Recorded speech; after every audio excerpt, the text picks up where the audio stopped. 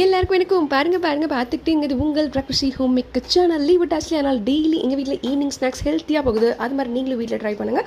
இது பார்த்திங்கன்னா பீட்ரூட் தவா கட்லெட்டுங்க. ஃபஸ்ட்டு ஒரு பவுலில் பீட்ரூட் துருவி போட்டுக்கோங்க. அதுக்கப்புறம் ஒரு கேரட் துருவி வச்சுருக்கேன், அதையும் போட்டுக்கோங்க. அதுக்கப்புறம் பொட்டேட்டோ தண்ணியில் போட்டு வச்சுருக்கேன் துருவி, அதையும் போட்டுக்கோங்க. அதுக்கப்புறம் ஒரு ஆனியன், அப்புறம் ஒரு பச்சை மிளகா எல்லாம் குட்டி கட் பண்ணி வச்சுக்க. அப்புறம் கொஞ்சமாக கருவேப்பிலை.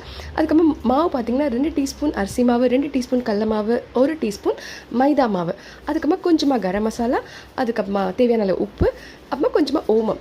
இதெல்லாம் தண்ணி ஊற்றாமல் பீட்ரூட் சாறு வருது இல்லையா, அதுலேயே பிசைஞ்சிட்டாங்க. எனக்கு தண்ணியே தேவைப்படல. இது மாதிரி நல்லா மாவு பதத்துக்கு பிசைஞ்சிட்டிங்கன்னு வச்சுக்கோங்களேன். அதுக்கப்புறம் என்னங்க நல்லா அழகாக உருட்டி கையில் தட்டி இது மாதிரி கட்லெட் ஷேப்பில் நல்லா அழகாக தட்டி இது மாதிரி கல் சூடானே சூப்பராக போட்டு இந்த சைடும் அந்த சைடு 2 மினிட்ஸ் வேக வச்சிங்கன்னு வச்சுக்கோங்களேன்.